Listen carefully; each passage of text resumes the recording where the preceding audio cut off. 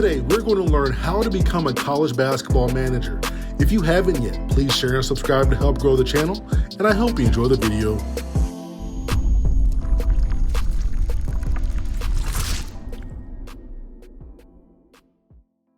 Today's video is powered by SeatGeek. Get $20 off any tickets sold using promo code AITRIGHT on the SeatGeek app or website.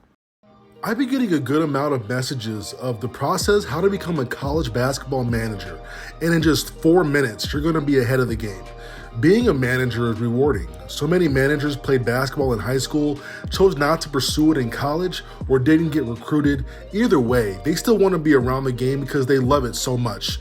So many managers I knew when I played in college are now working full-time on Division I basketball teams, making good money while living the dream of being around college basketball 24/7. Scott Drew for Baylor just won a national championship.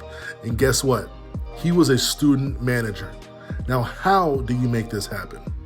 First, you have to make contact. There are a few ways to go about doing this. You might need to do some searching online. Go to the basketball site for your school and look at the contact info for the staff. Don't hit up the head coach or the assistants. Contact the video person, the director of basketball operations, the director of player personnel, anyone but the coaches. And be proactive. Email, call, even walk into the basketball office to find out who you need to talk to. Whether there's a contact person for the managers or the head manager in the athletic office. Sometimes a program has their own Twitter page for the managers, and you can reach out there to get information on the application process. And when should you start reaching out? Right now. Do not waste time. I posted this in mid-May, and there are events and workouts going on all spring and summer long. These teams could use an extra pair of reliable hands at all times. Be open for anything and everything. It could be collecting practice jerseys, rebounding, helping to house campers, refereeing at a camp, filling up water, making the Gatorade mix. It could be anything. But if you're able to work with the team during the spring and summer, this gets you in early to be there for the fall, especially if you've been proven to be a reliable, hardworking asset. What do you do about classes? Well, make sure you are in communication with the head managers of when practice time is. Also understand that games are played in the evening, so make sure when you register for your classes, check the schedule to avoid as many conflicts as you can. So if practice during the first semester is blocked off from 2 to 5, make sure most of your classes fall between 8 a.m. and 1 p.m., possibly sneak in a class between 6 p.m. and 8 p.m.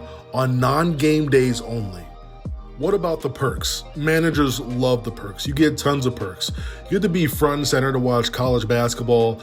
It looks great on your resume. You can graduate and become a graduate manager or graduate assistant, getting your master's while on scholarship, building relationships with coaching staffs all over the country, and who knows, maybe you can become the next Scott Drew. And also, you usually get to play the other team's managers on game day if the times line up right for both of you. So you have to keep your game sharp. And if you're super lucky, you get to play in the manager games at the Final Four.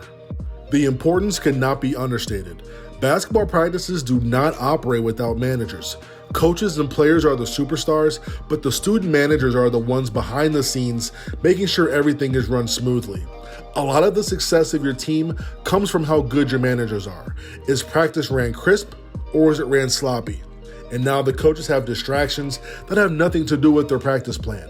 It's a tough job, and it takes a special group of committed student managers to make sure the ship is operating at its best.